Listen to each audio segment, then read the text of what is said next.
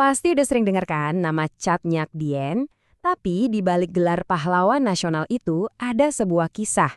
Kisah tentang ketangguhan yang jujur aja bener-bener luar biasa. Yuk kita bedah bareng-bareng semangat pejuang yang satu ini, semangat yang nggak pernah bisa dipadamin. Coba deh bayangin situasinya. Ada seorang wanita tua, fisiknya udah lemah, penglihatannya hampir buta, dan dia terkepung di tengah hutan. Di sekelilingnya, pasukan Belanda dengan senjata lengkap. Di kepala mereka, udah jelas, perlawanan selesai, game over. Tapi mereka salah besar, karena bahkan di saat-saat paling genting pun, di saat semuanya kayaknya udah nggak ada harapan, naluri pertama dia itu bukan buat menyerah. Justru sebaliknya, dengan sisa tenaga yang dia punya, dia malah menerjang maju. Rencong udah di tangan, siap bertarung sampai titik darah penghabisan. Kegigihan inilah yang bikin komandan Belanda di sana sampai, wah, terpana. Nah, ini dia pertanyaan intinya. Kenapa bisa begitu? Untuk menjawabnya, kita harus mundur jauh ke belakang. Kita perlu tahu gimana ceritanya seorang putri bangsawan yang hidupnya nyaman bisa berubah jadi pejuang yang paling ditakuti musuhnya. Oke, kita masuk ke bagian pertama, kehidupannya yang hancur karena perang. Kita mulai dari dunianya yang tenang dan damai, sebelum semuanya berubah total. Jadi Cut Nyak Dien ini lahir di keluarga bangsawan tahun 1848. Ayahnya itu seorang pemimpin yang dihormati. Jadi bisa dibilang hidupnya dari kecil itu nyaman, terpandang. Dia tumbuh jadi perempuan yang cerdas, cantik, taat beragama, pokoknya paket lengkap. Terus dia menikah sama Teuku Cik Ibrahim tahun 1862. Hidupnya harmonis, damai, bisa dibilang sempurna. Tapi, di luar kehidupan pribadinya yang damai itu, ada ancaman besar yang lagi mengintai. Jadi gini, saat itu Aceh adalah kesultanan yang merdeka dan kaya raya. Kenapa kaya? Karena Aceh itu pusat perdagangan lada. Dan waktu itu lada itu harganya, wah, kayak emas. Nah, di sisi lain ada Belanda, kekuatan kolonial yang matanya udah ngincer banget sumber daya Aceh. Mereka mau kuasai semuanya. Puncaknya di tahun 1873. Belanda secara resmi menyatakan perang terhadap Aceh. Dan di detik itu juga, kehidupan damai Cut Nyak Dien hancur lebur. Perang Aceh pun dimulai, sebuah perang yang ternyata bakal berlangsung lebih dari 30 tahun. Oke, kita lanjut ke bagian kedua. Disinilah sebuah sumpah lahir dari duka yang mendalam. Ini adalah titik balik pertama dalam hidupnya, sebuah momen yang dipicu oleh tragedi pribadi. Begitu perang meletus di tahun 1873, suaminya Teuku Ibrahim langsung berangkat ke garis depan. Cut Nyak Dien pun harus berpisah darinya. Nggak cuma itu, di tahun 1875 desanya terancam dan dia terpaksa mengungsi sama anaknya. Sampai akhirnya, di tahun 1878 datanglah kabar yang paling ditakutkan.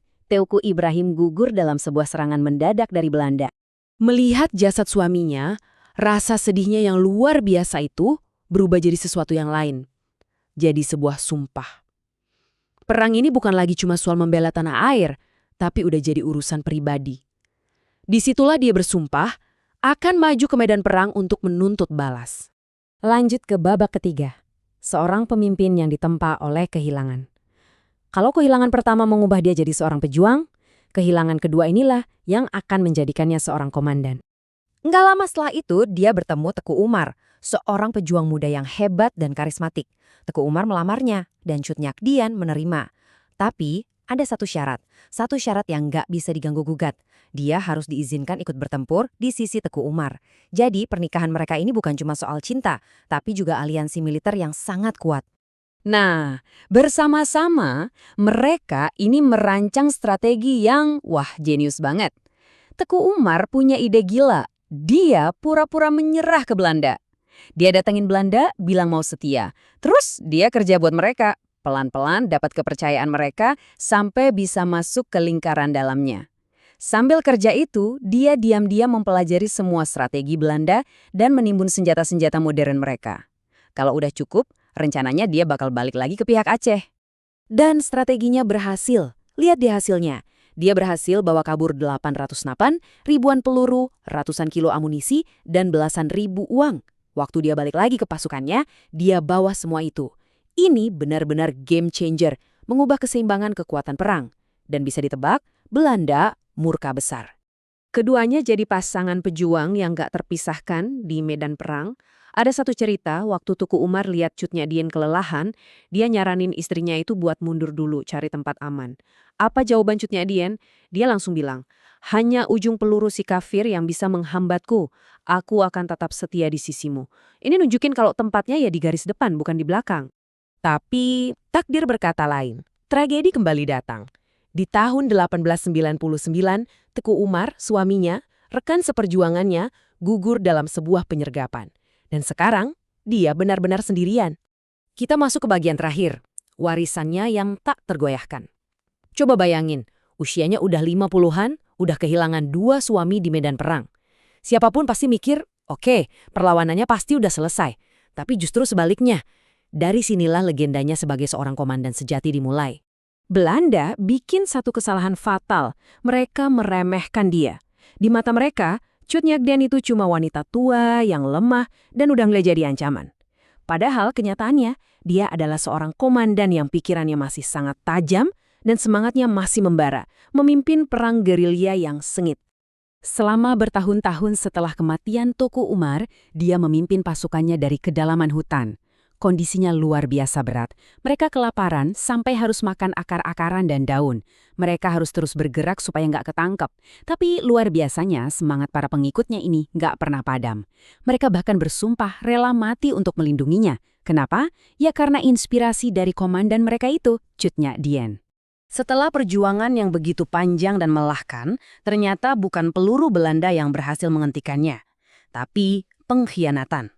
Salah satu orang kepercayaannya, karena udah nggak tega lihat penderitaan Cut Nyadien yang terus-menerus, akhirnya membocorkan lokasinya ke Belanda. Kisah hidupnya ini pas banget sama sebuah konsep Indonesia. Terbentur, terbentur, terbentuk. Maksudnya apa? Artinya seseorang itu dibentuk dan diperkuat justru lewat benturan-benturan yang menyakitkan. Setiap tragedi, setiap kehilangan yang dia alami, itu nggak menghancurkan dia. Justru, semua itu menempa dia jadi simbol kekuatan yang nggak bisa dipatahkan. Setelah ditangkap tahun 1905, dia diasingkan. Jauh banget dari Aceh, ke Sumedang, Jawa Barat. Di sana, dia menghadapi kendala bahasa. Nggak bisa ngomong bahasa Sunda. Tapi dia nggak diam aja, dia tetap mengajar Al-Quran dalam bahasa Arab. Sampai akhirnya, tanggal 6 November 1908, dia wafat di usia 60 tahun. Ironisnya, orang-orang di sana menghormati beliau sebagai guru ngaji. Tapi mereka nggak pernah tahu kalau wanita tua itu adalah pejuang terhebat yang pernah dimiliki Aceh. Jadi, kisah Cut Nyadien ini meninggalkan kita dengan satu pertanyaan yang dalam banget. Apa sih yang bisa bikin seseorang punya kekuatan buat terus berjuang, bahkan saat dia udah kehilangan segalanya? Pada akhirnya, warisan dia itu bukan soal menang atau kalah perang, tapi tentang betapa luar biasanya kekuatan jiwa manusia saat dihadapkan pada situasi yang paling mustahil sekalipun.